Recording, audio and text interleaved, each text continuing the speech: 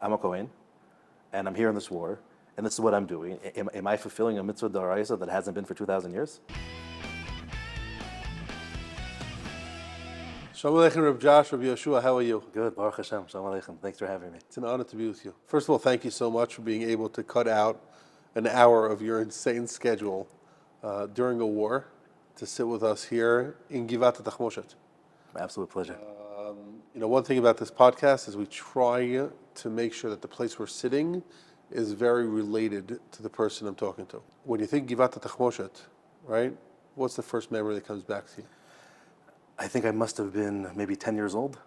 My first trip to Israel, first trip to Yerushalayim.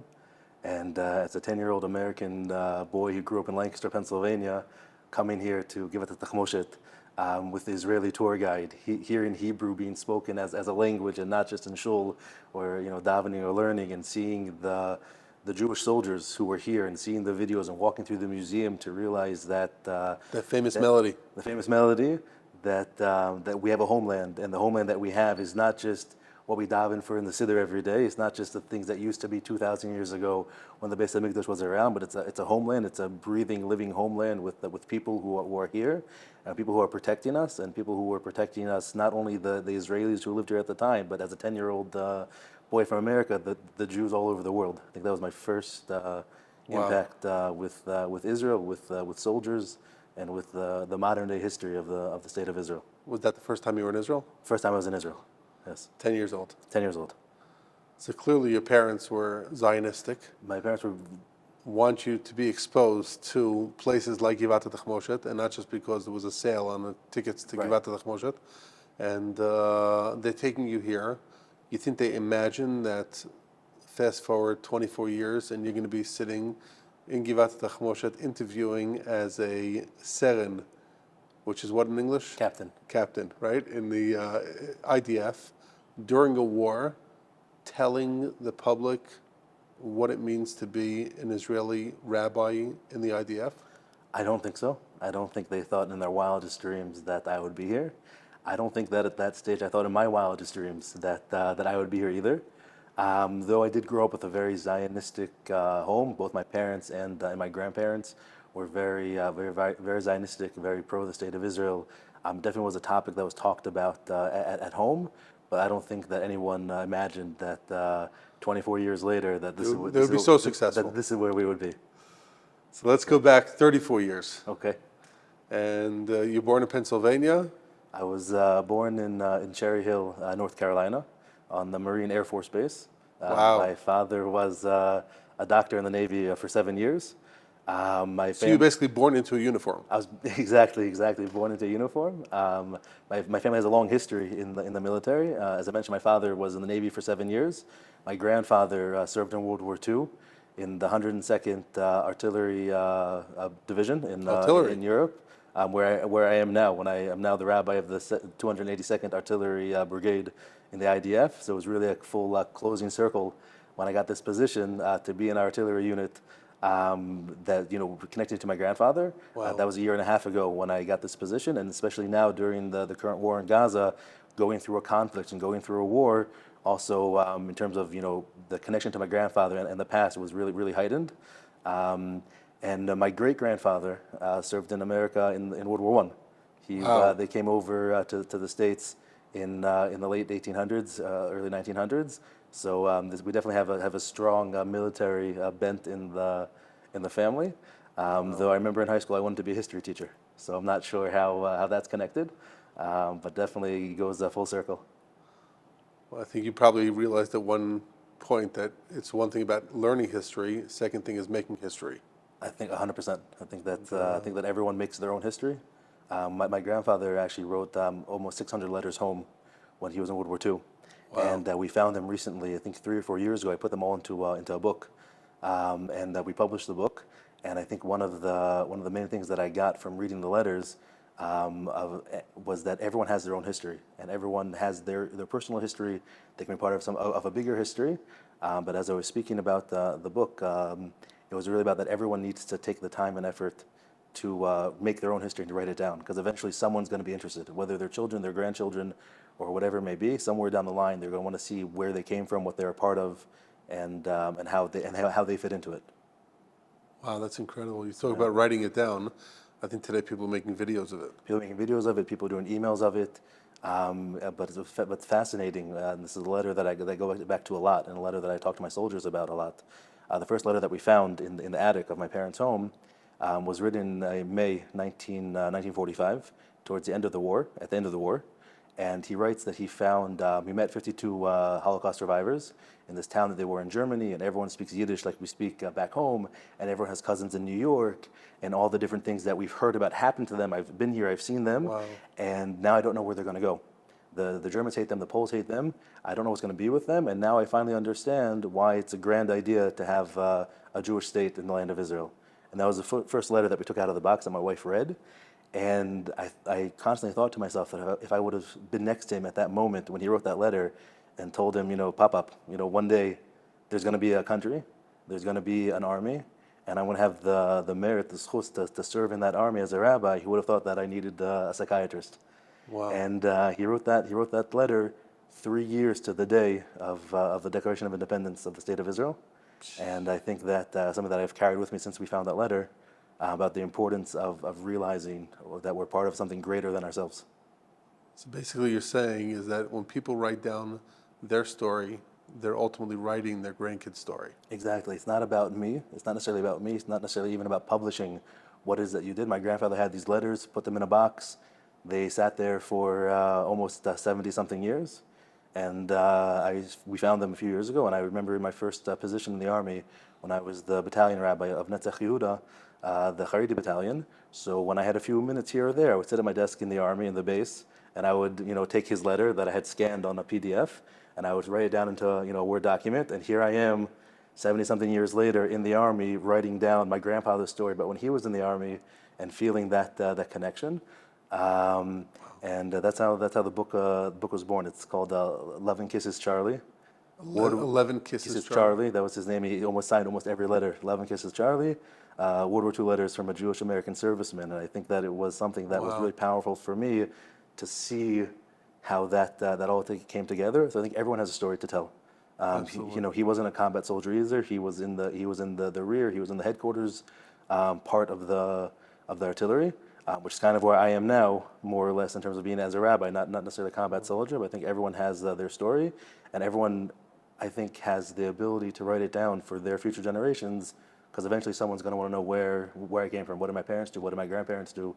What did my great-grandparents do? How do we connect to that? I remember the moment when my grandfather, Olav Shalom, came over to me, and he puts his hand on me, and he said, Avi, I fought the Nazis in Austria, liberating Mauthausen-Gusen as an American soldier, and the fact that you're the first descendant of mine to join the IDF gives me endless joy. So I could totally 100%. relate, and the fact that we're able to give our parents, grandparents, great-grandparents nachat. Clearly, I did not continue, although I was in the IDF in artillery. I did not continue as a rabbi in the army. I chose the civilian world. But I would love to hear a little about you. At 10 years old, you're still living in America. Your family comes on a trip. You come to Givat HaTachmoshet. It's your first time here in Israel. We're sitting in Givat HaTachmoshet.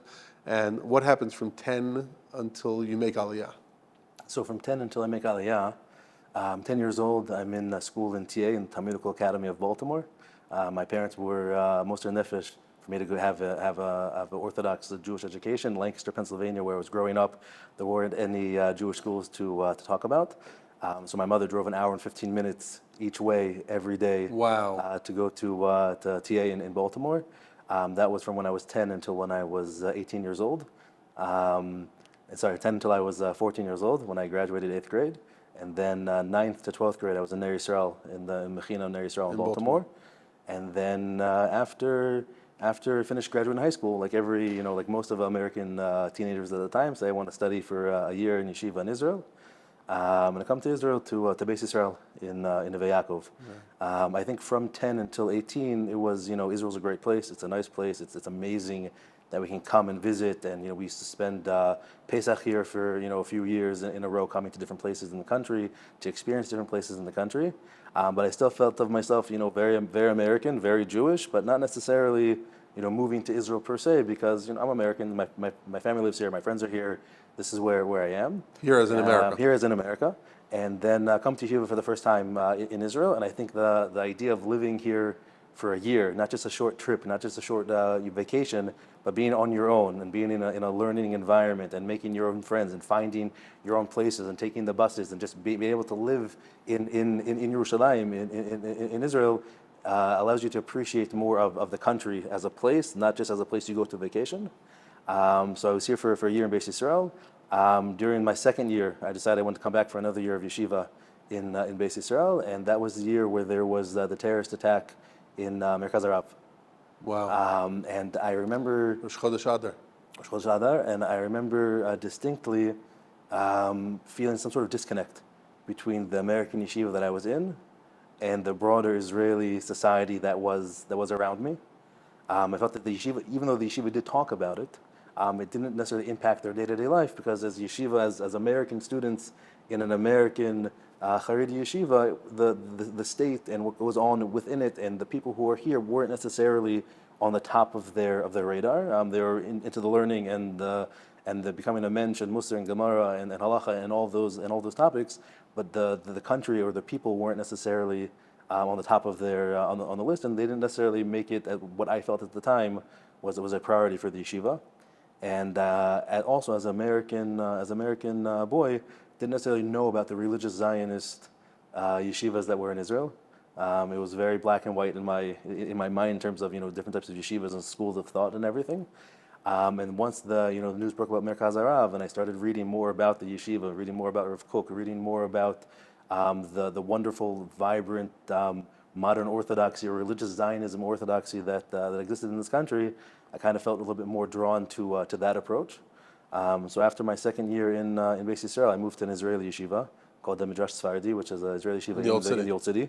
And I started. There were two reasons why I moved there. One of them was that it was an Israeli yeshiva, and I was able to start learning Hebrew and meeting Israelis.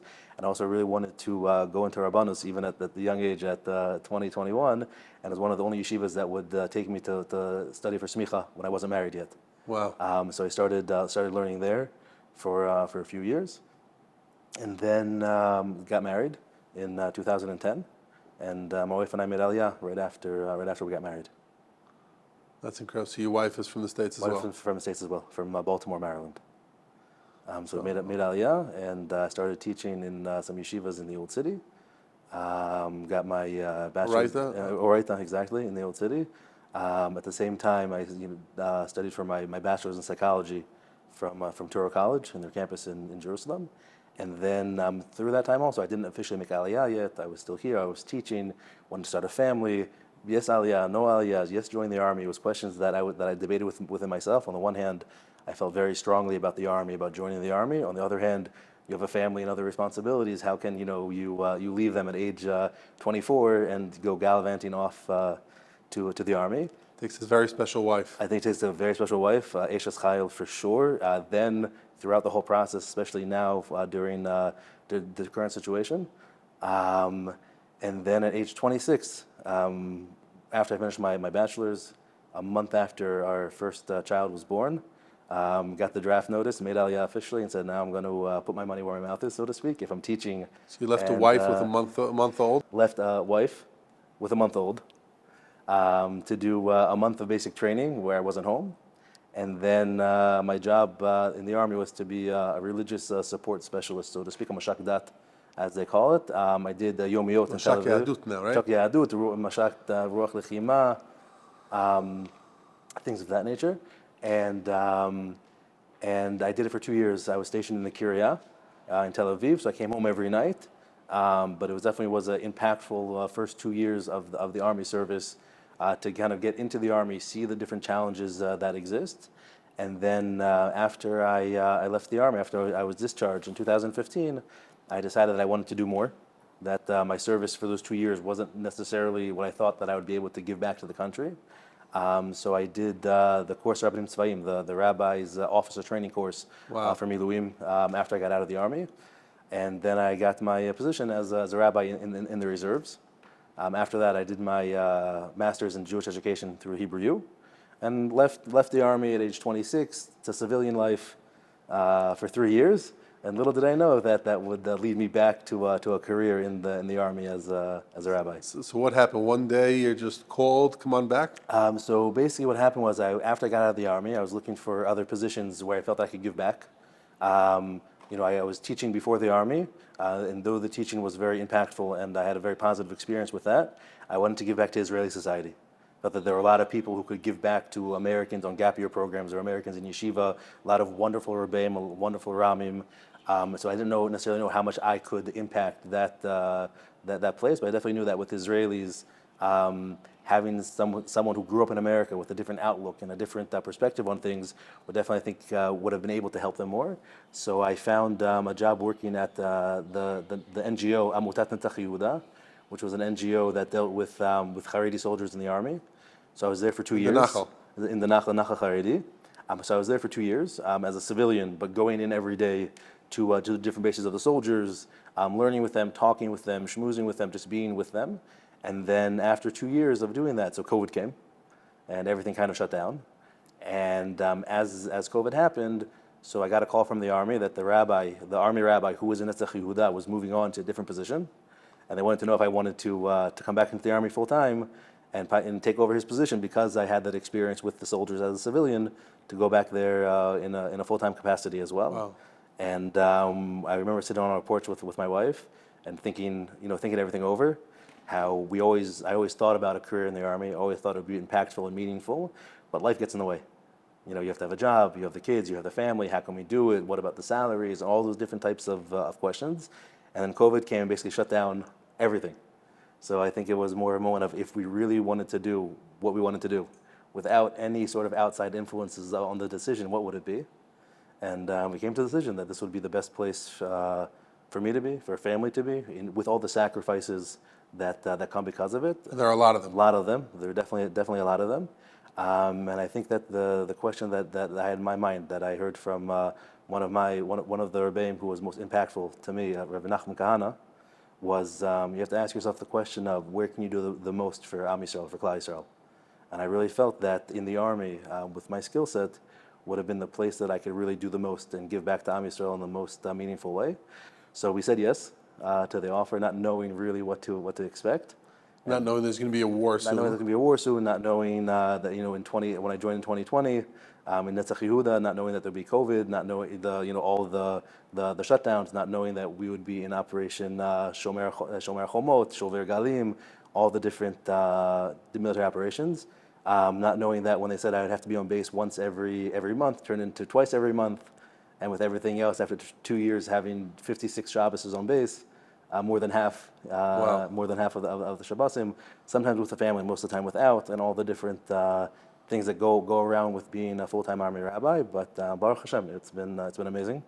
It's been meaningful. It's been impactful. And these last 113 days, I think I've really shown the importance of what it is that we do. Right.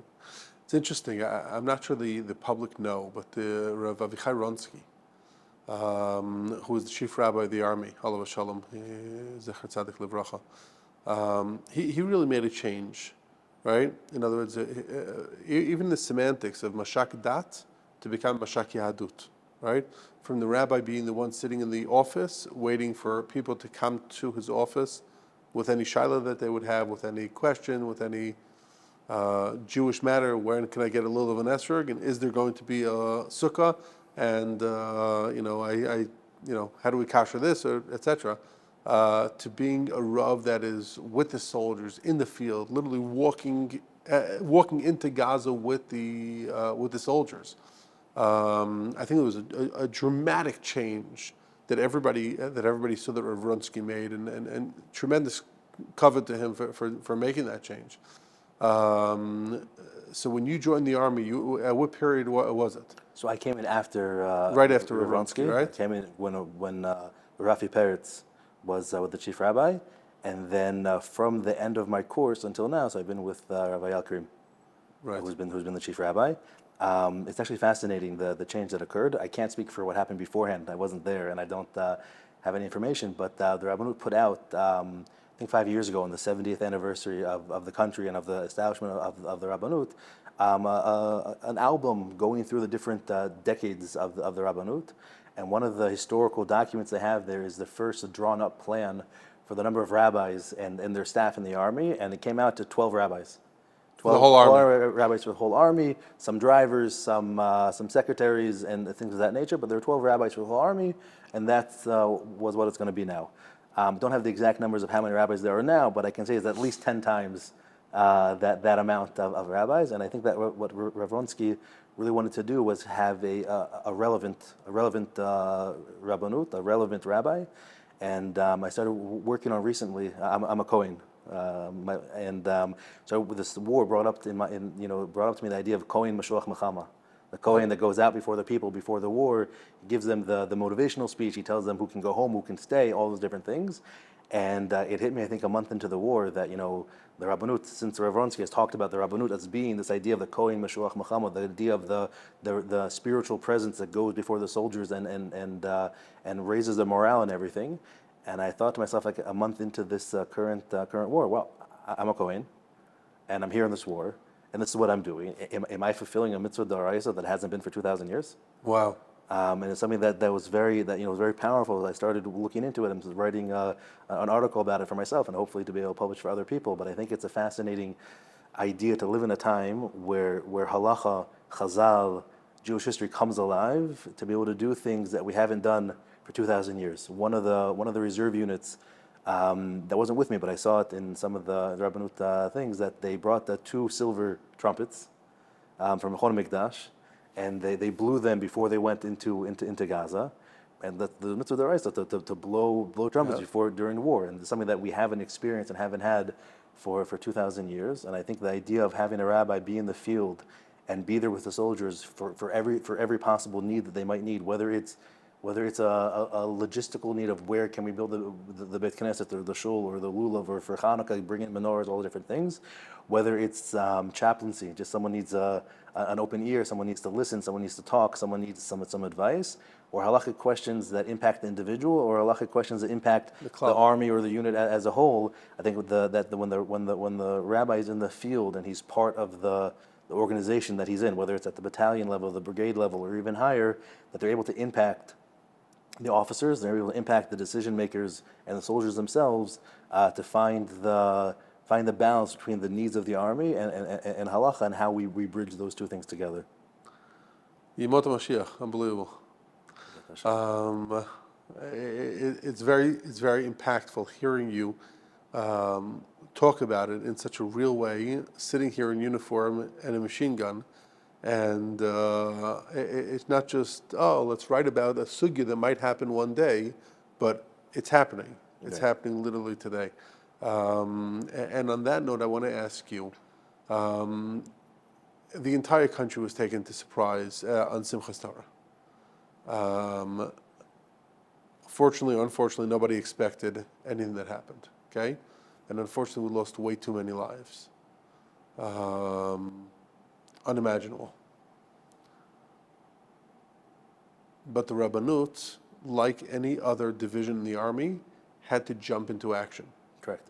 So just last week I was sitting with Rabbi Genak, who's the head of OU Kosher, with Rabbi Friedman and a couple other rabbanim. We were sitting in the Rabbanut Arashit Tzva'it in Shura, hearing about the many challenges that they had, but trying to learn from them how they jumped into action in literally days. Okay, you try to think about the fact that the army has their standards of kosher, has their tzitzis that they have to make sure that soldiers have, tefillin that they have to make sure that soldiers have, Sifrei Torah on every single, right? And the army has to jump into action literally in seconds. And my question to you is, while I was sitting in the headquarters and they gave us an unbelievable diagram of how they did it, how did you, as a rabbi in the field of the battalion inside the artillery unit, how did you feel that was connecting to the field? First of all, I think a lot of siyata d'shmaya. I think that at the end of the day, everything's siyata d'shmaya. You can train as much as you want to train. You can have everything packed. You can have everything ready to go. At the end of the day, though, kol b'dei shamayim. I think that's really what everyone really felt during those first few days, and even up until now. We try your best. You do your best. At the end of the day, what's going to be is what's going to be. But I think when people talk about the army, they think about the army as a whole. But the army as a whole is made up of all the smaller sections in the unit that exist within the army. Yep. And I think the way that it functions properly, the way that we in my brigade were able to manage to do what we needed to do, was that every person knew what their job was. Every person knew what their job was. I remember distinctly Simchas Torah morning, I'm driving on Route 6 back to the brigade headquarters. We got a call up in the morning. It was right after the red alert sirens happened in Yerushalayim, and around 9:30 in the morning, in Simchas Torah morning, with my boys at shul. And I had this, not a flashback, because obviously I wasn't there, but the flashback to what everyone talks about, Yom Kippur War. Yom Kippur War, everyone's at shul, everyone comes knocking at the shul doors, there's a war coming, all those different types of things. So I passed my boys off to my father, who davens in the same shul, and head home, get into my uniform, get into the car, and start driving up north. On Simchas Torah. On Simchas Torah morning. Got phone calls from all the reserve the rabbis of the battalions. I, as a brigade rabbi, I have 6 battalions underneath me, and during regular times, during shigra, so I'm responsible for the religious services for all the 4 standing battalions. And then during war times, so we have the reserve rabbis who come in to help as well. All 6 of the rabbis called me on Simchas Torah morning to see if they needed to come in, to see what they needed to do. I told them all to have their bags packed. We weren't really sure at that time what the extent was, what was happening, what the reaction was going to be. But so went to base and just made sure that everything that we trained for and that we had and all the things that we needed were there. And just as I did it on my level, so everyone the level above did the same thing. And we were able to very quickly get on Sunday, Motzei Shabbos, Sunday, and Monday, get all the supplies that we needed. There's no reason to bring the tzitzis on Simchas Torah day itself to where we were. People can wait a day or two to get tzitzis or sidurim, whatever it may be. But the logistical aspect of the Rabbanut worked very quickly to get us in the field all the different things that we needed, whether it was tents to build shuls in the field, whether it was Aron Kodesh to bring into the field, the Sifrei Torah, the Sidurim, all the different things that were needed, because everyone did their job the way they were supposed to, because everyone trained for this eventuality. I think people were able to do that, and I think like a lot of things, that a person, there's a sefer called the Cheshbon HaNefesh. It's an old sefer written in the 1600s. It's a sefer about how to do Cheshbon HaNefesh.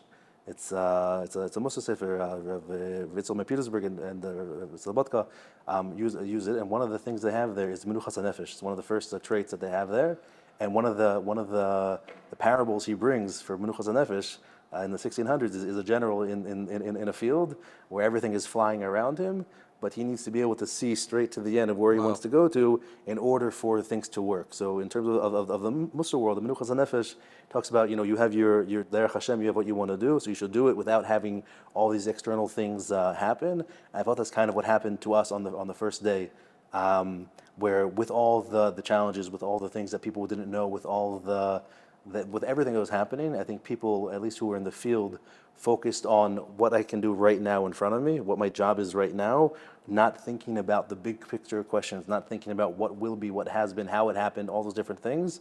I can say for myself that I didn't know how many terrorists crossed into Israel until a month after. Wow. Because we weren't thinking about how it happened. We're thinking about what I have to do right now, what I have to do right now to make sure the soldiers in the field get kosher food, get tzitzis, get everything they need, how I can rise up their morale, how I can have my rabbis, all the different tasks that we had at that time. So you do the tasks you have in front of you, and it took a month, I think, before things settled down to even be able to go back and start reading the news of what happened on October 7th, at least from my own personal perspective of it. It's actually fascinating to see this whole tzitzis issue. Right? People don't realize that the tzitzis that we wear on a regular basis are white, right? And we're going into battle, you need to make sure they're camouflage, right? Just in the OU Center, we have girls at risk, women of all ages coming in and tying tzitzis. We're seeing Haredi yeshivas, Merkaz Harav. I've got 3 boys in Merkaz Harav. Then, during break time tying tzitzis, and we're seeing the entire country tie tzitzis. And then you ask, where's it going? And then you realize that when you're looking at the pictures of soldiers that are coming, they're inside Gaza, people, journalists, whatever, going in, you see so many soldiers with tzitzis hanging out, right? And you say to yourself, what is happening here, right? So everybody says, it's, the shield that protects the Jew when he goes into battle. As a rabbi, where are you meeting this? I think that the tzitzis is part of a broader idea. There's a famous quote: "There's no atheist in a foxhole," and I think that's true for everyone. I think that most people, on their day-to-day, live their lives, and they're very happy with the lives that they have, and everything's good with them. And then when they come to a point of crisis, or they come to a point of something that's outside of their normal life, so they begin to think about the bigger questions. Who am I? What am I doing this for? Why am I fighting? Why am I going into Gaza? Why am I a reserve soldier who's 30 years old, who's now leaving my high-tech business to come down and go into Gaza? Why am I a soldier who's in my mandatory service? And what it is that I'm doing? And I think that tzitzis has become the symbol of, quote unquote, the Jewish warrior. That the Jewish warrior from Bar Kokhba, the Maccabees, David HaMelech, the idea of this sort of clothing, tzitzis, which is the four-cornered garment, has become the symbol of Jewish masculinity, of a Jewish warriorness, so to speak. And I think that the soldiers themselves feel very attached to that idea, that they're attached to this tradition that went back thousands of years. I always tell the soldiers that we found tzitzis on Masada. Tzitzis on Masada, we found tefillin on Masada. That the idea of wearing tefillin into battle is not something that's new, or that that the idea that there's this disconnect between religion, spirituality, or military strength. But I think that it goes together in many ways. And I think I myself in my brigade gave out at least 2,500 pairs of tzitzis. Wow. I think that people just are looking for something. They're looking for meaning. They're looking for connection. They're looking for the bigger picture. But when giving it out, people were approaching you and asking for it, or you trying to shtup them tzitzis? So most of the time, everything in the army is non-coercive, meaning there's no everyone come and listen to this class. No mandatory. It's not mandatory at all. Everything is whoever wants come and take. Well, it's not whoever wants to do shmirah and guard duty. Right. No. Right? So whoever wants to put on tzitzis, whoever wants to. The army as the army is not a voluntary structure. The rabbanut in the army, in some ways, is voluntary. There are standing army orders about Shmirat Shabbos and kashrus and all the different types of things that exist within the system as a whole. But in terms of a person's personal or individual decisions, so there's total choice. I mean, if someone if someone wants to daven, so the army needs to give them time to daven with a minyan, all these different types of things. But in terms of the tzitzis questions, normally I would go to wherever the guys were in my car, open the trunk. Whoever wants tzitzis, I'm here now. Come and get it, so to speak. And the lines were incredible. People who were coming, people who were asking, people who wanted to give to the friends. I think they really felt a connection to the neshama when they were able to do that mitzvah for themselves. Now, there's always the question: the Israeli rabbi versus the American rabbi.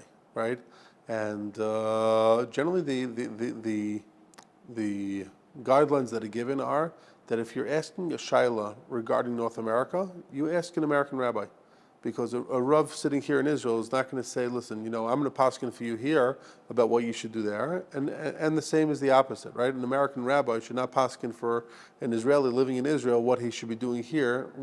Obviously, a fork goes in the wrong sink, that's a different question, right?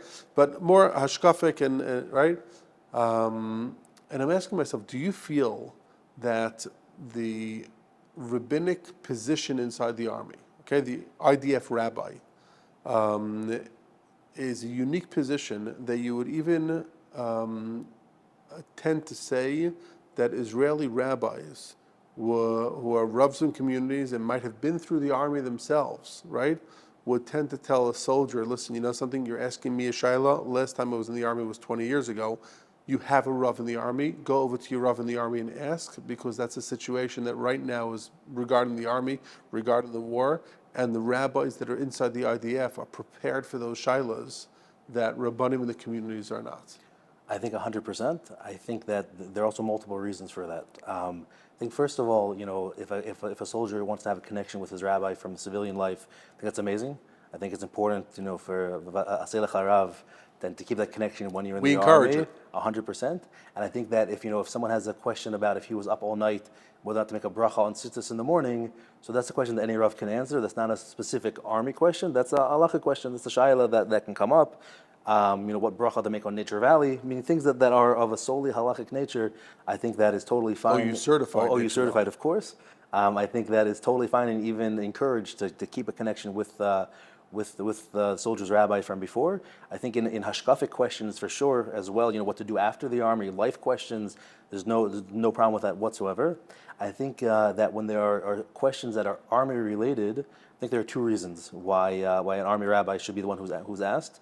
First of all, some of the questions that are asked are because of army orders or army lifestyle that if the rabbi in the army knew could then change that. For example, the question of whether or not I can daven before I go for a run in the morning is a halachic question, but the civilian rabbi won't be able to talk to the commanders to have them switch it and make them have the time for davening. So there's a halachic question that Once it's brought to your attention. Once brought to my attention, I would be able to change the situation at hand for it no longer to be a question.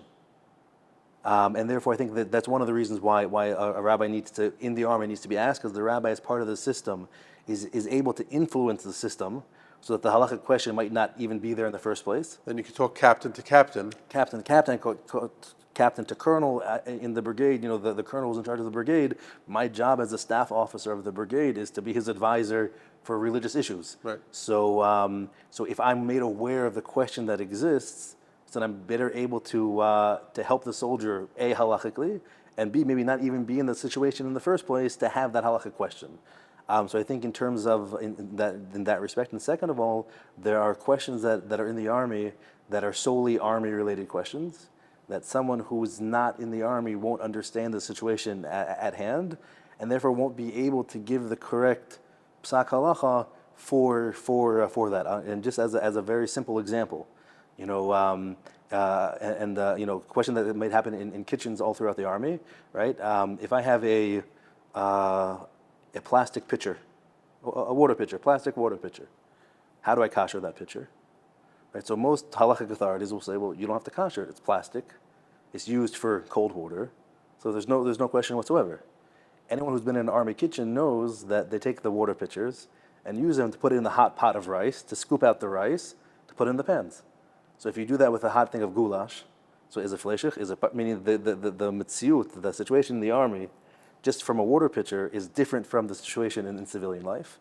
And for sure, in terms of combat situations, for sure, in terms of the way the different army apparatuses work with the weapon systems, whatever it may be, that I think that there is this idea of Marad Asra of the army rabbinate, of being the people who are in the field, who are able to see the situation, and can give the psak halacha for that specific situation, understanding the different things. As a different example, there's a thing called a chamal, a cheder milchama, the tactical operations center, etc., where there are cameras looking over the border in the northern border, and the order was given that you have to go ahead and write down all the movement that happens on the fence during the weekend, even on Shabbos.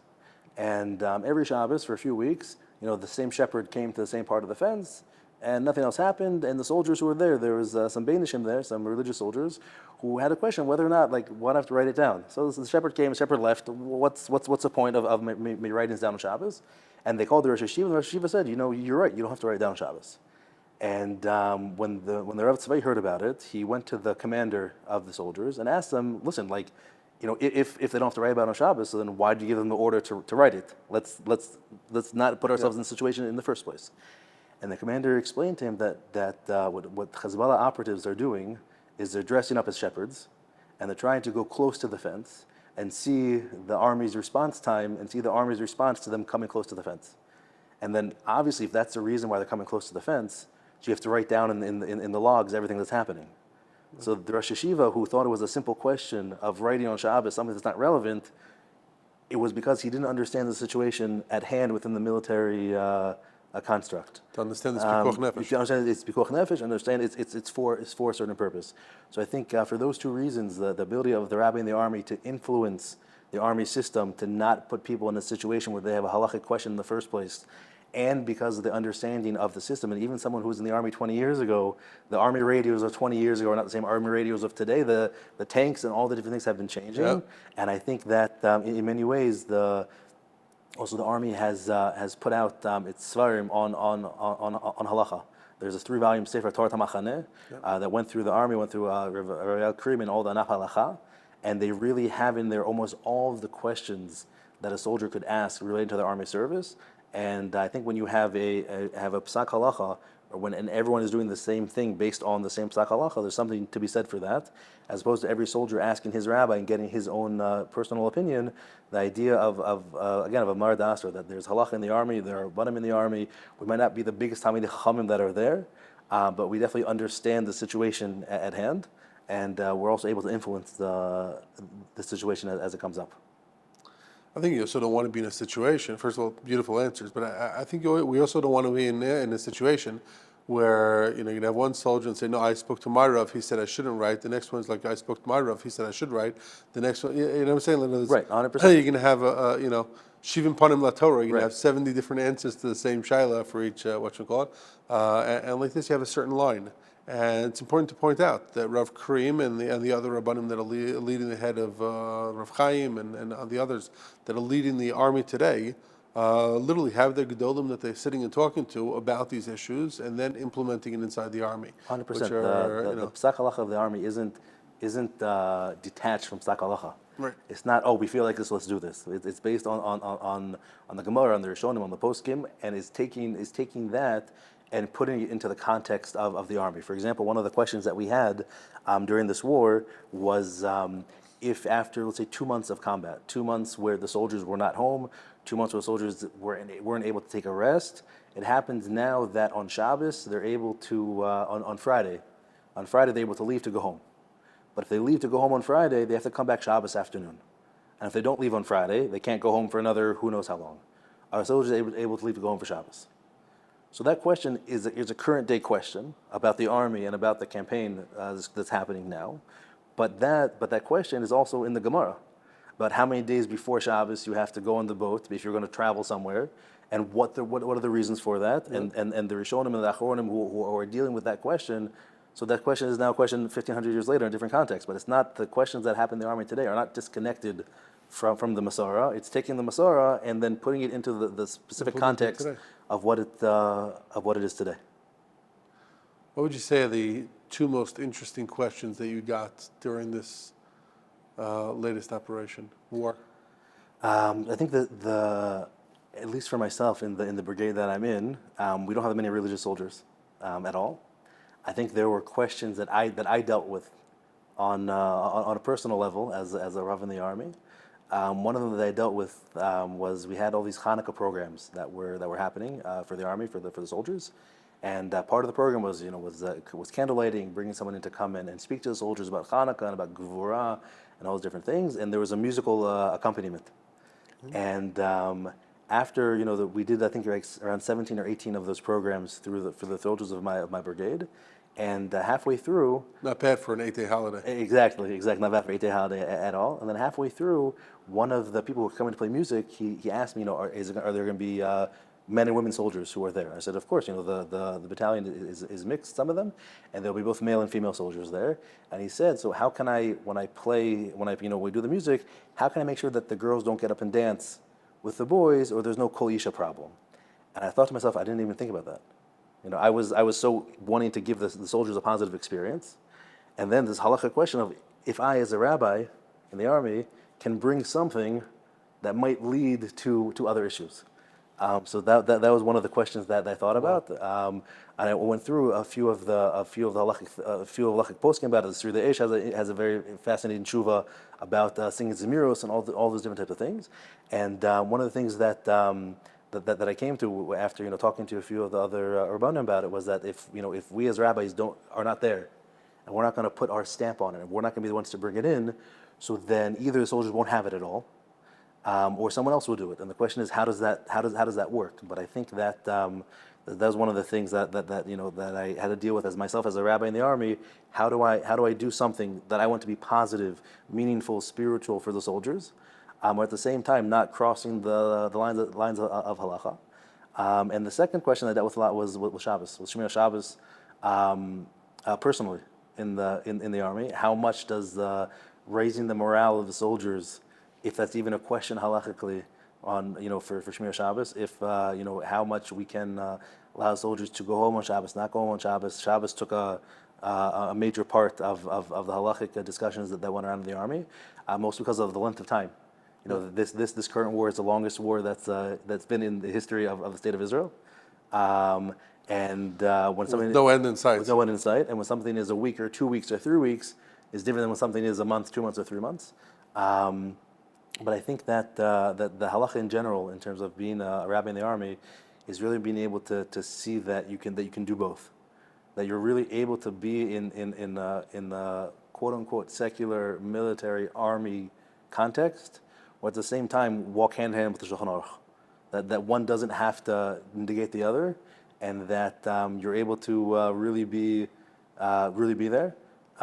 Sometimes, like Rav Soloveitchik wrote in Lonely Man of Faith, that you feel like you're the lonely man of faith, that you're the only person who's there.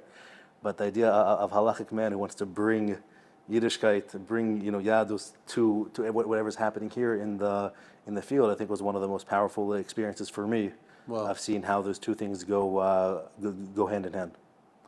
It's interesting because I came to visit you a number of times on base. As your soldiers are so bravely shooting missiles and hitting specific targets inside Gaza. And as an artillery soldier, it brought back incredible memories, and feeling that ground shake again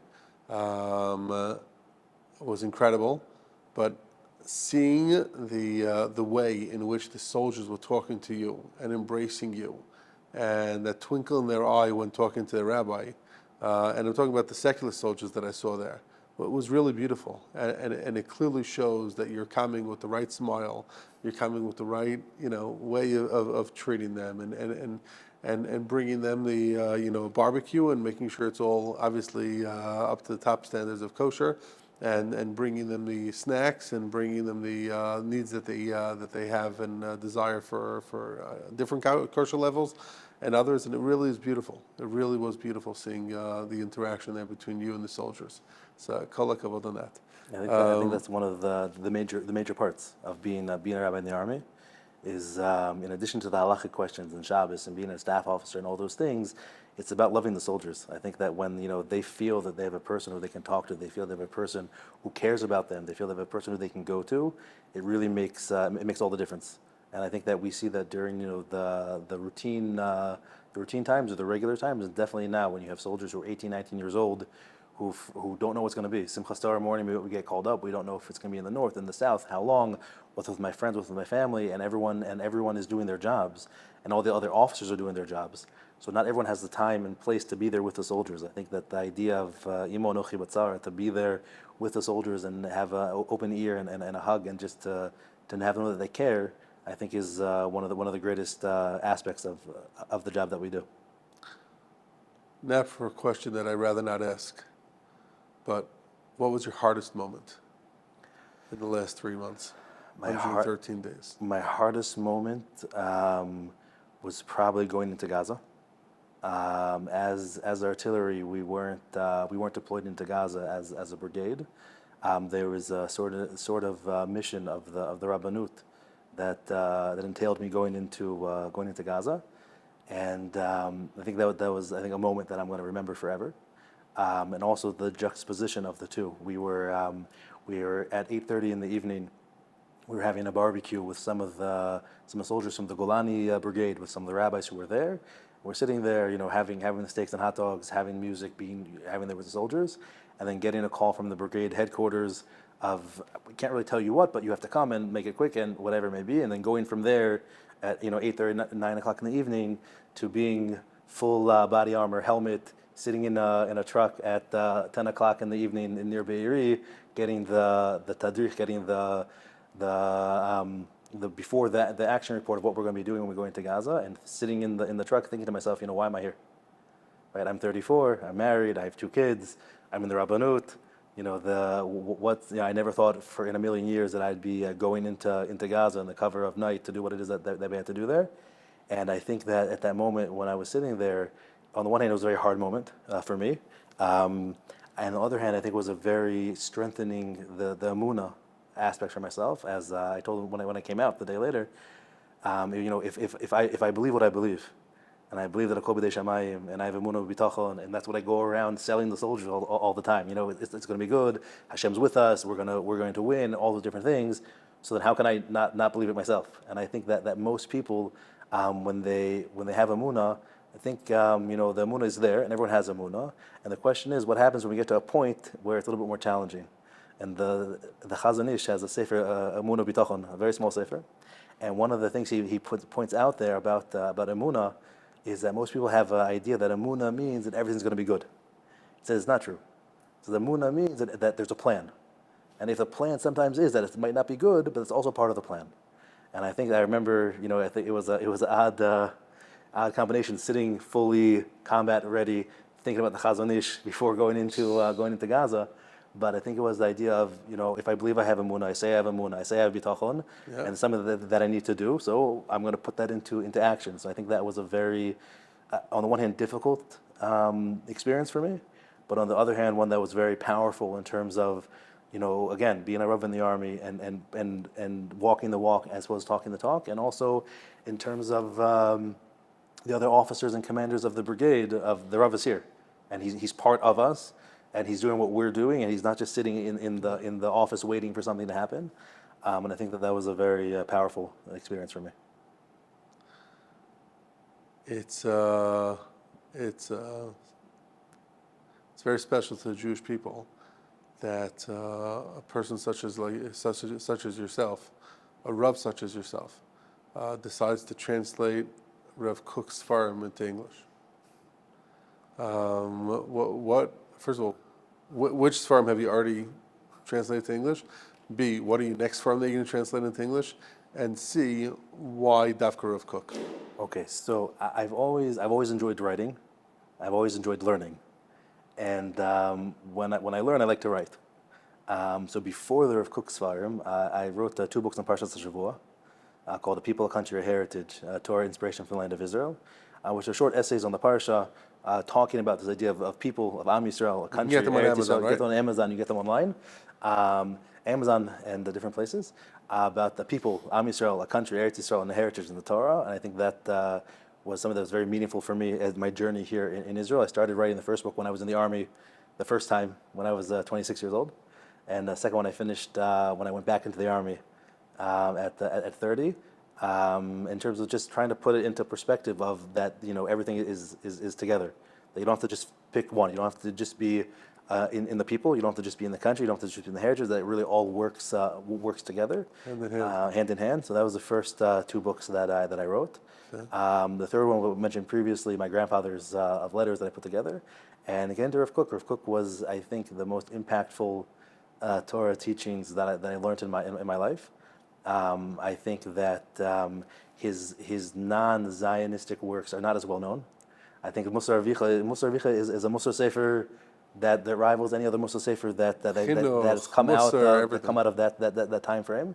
And I think that with all the idea of Oros and Oros and all the Zionist writing of Rav Kook, the idea of looking at Rav Kook as a Talmud Chacham, looking at Rav Kook as a European Rav without necessarily the Zionistic component, I felt was very interesting to see how that worked.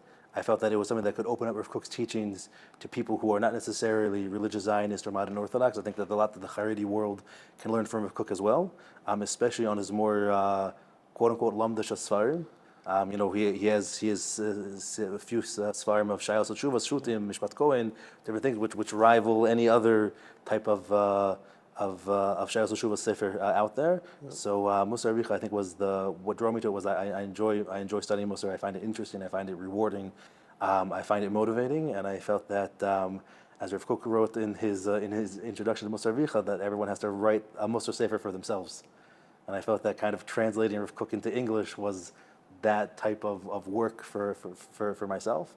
In terms of the translation, which I had some help on the side. I'm not an expert translator by any stretch of the imagination. With the footnotes, with some of the appendixes I put in the letters that Rav Kook wrote to family members, which kind of take the idea of Musar as the Sefer, and then going into his own personal life and seeing how that relates to it. The next Sefer I'm currently working on, not that I have any time now, but it's been on the on the back burner, is getting there, is Midot HaRaya, which is the sequel, so to speak, to Musar Avicha in terms of taking the theoretical concept of Musar that's in Musar Avicha and practicality in terms of Midot HaRaya, and also on the back burner, I like to have a few projects. Is the Sefer about halacha in the army, about what some things that we talked about in our conversation, or just in general the idea of what it means. I think there are a lot of people in the English-speaking world who don't necessarily know about what it is to be a Rav Tzvai, what it is to have halacha in the army, and I think that the understanding that there is a serious halachic discussion revolving around the state of Israel and the soldiers, and that the people can feel confident sending their children to the army from a religious perspective, that they have all the tools that they need, and that there are serious Talmidei Chachamim who are there and giving them you can answer their questions. I think it's something that's fascinating to me personally, because I didn't know it existed beforehand. Wow. And I think that it's a mode of Torah study and Torah learning that we haven't had for a long time. So to be able to delve into that, to me, is fascinating. First of all, kol hakavod. Second of all, let's end off with this.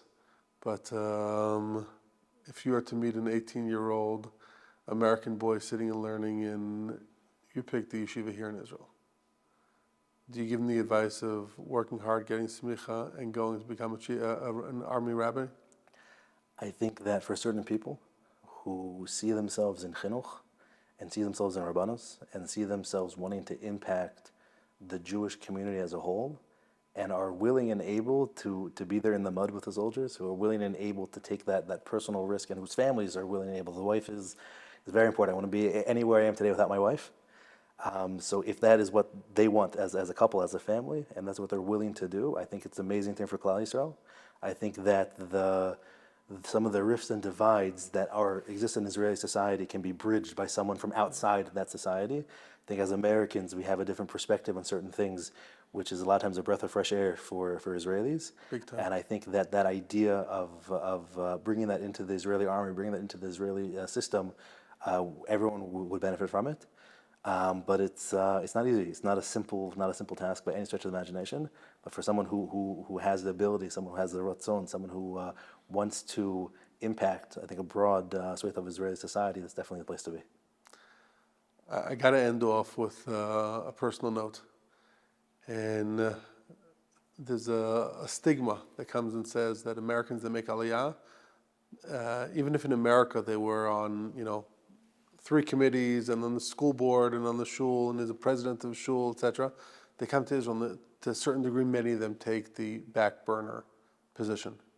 And to see Jews coming from America going to the biggest front burner, right, and having a real impact here, I think is incredible breath of fresh air. I think that what you're doing should be looked at in a role model way, that so many of our younger generation should look up to you and to so many others and say, you know something, I'm coming here and I can have an impact. Siyata D'Shmaya. Siyata D'Shmaya and a lot of hard work. A lot of hard work. So keep up the great work. Thank you very much. It was an honor and pleasure talking to you here. And we look forward to seeing what's going to be with Rabbi Yoshua Gerstein in 5 and 10 years from now, because I think the Jewish people are going to be very, very lucky. Thank you so much for that conversation. I feel inspired, and I'm sure our viewers are going to feel inspired. How about we walk around Givat HaTachmoshet a little bit? Sounds wonderful. Might be a little rainy, but it's okay. Used to it. Enjoying the rain of Eretz Yisrael. Let's walk around a little bit. And same place that these paratroopers got us Yerushalayim. Let's walk around and feel this Makom Kodesh that so many of our soldiers gave their lives in order to make sure that we could walk around Ramot Eshkol, Malo Dafna, and the entire city of Yerushalayim in such a safe way. Wonderful. Sounds like a pleasure. We see the past generations and what they fought to achieve. And, we look at them as these heroes, and then we find ourselves in similar situations.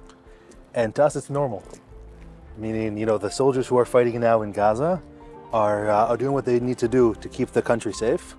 And I don't think that anyone is looking at themselves as a hero. I don't think that they're looking at themselves as doing something that's so unique. Their mothers sure are. The mothers sure are. There's actually the famous quote from Yehuda Amichai about Nisim, about miracles. And he says that during Kiryas Yam Suf, he says that the miracles always look like miracles retroactively.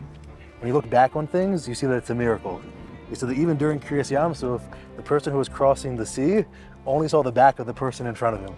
That we need to have this broader perception and perspective of what it is that we're doing. I think that's also for a lot of soldiers why it's hard for them to speak about their experiences, because they don't see themselves as anything more than doing their job. They're here protecting the Jewish people, they're here protecting the state of Israel, and they don't look at themselves as some mighty superhero, what they're doing, even though what they're doing now is a superhero stature. They're literally saving the Jewish people, that when people have a drive, when people have a meaning, have passion in what they're doing, that doesn't matter what they used to do for the war, that they're able to give of themselves for this broader protection of OUisrael. It really connects the two of them back. The people who fought here in 1967 to go ahead and to free Jerusalem and to free the old city and to protect the Jewish people, and the people who are in 2024 now fighting to protect the Jewish people from all its enemies. It's really one long chain of tradition. It's something that didn't even start now. It started from David HaMelech, from Avram Avinu, who went to fight for Lot, and brought his Talmidim with him through the generations to Rabbi Akiva, who was the Nosei Kalev of Bar Kochva. It's a chain. It's a chain of the Jewish people who are fighting for what we have now, in order that we can pass it on to our children and our grandchildren and our great-grandchildren. Everyone needs to understand that they're part of this chain of generations, and that we don't want to be that missing link, that we want to be able to pass on the Masara to the coming generations, and there's a price that needs to be paid, and we need to be able to stand up and protect Am Yisrael Be'eretz Yisrael, and everyone needs to do their part in that. You're sure doing your part. Thank you very much.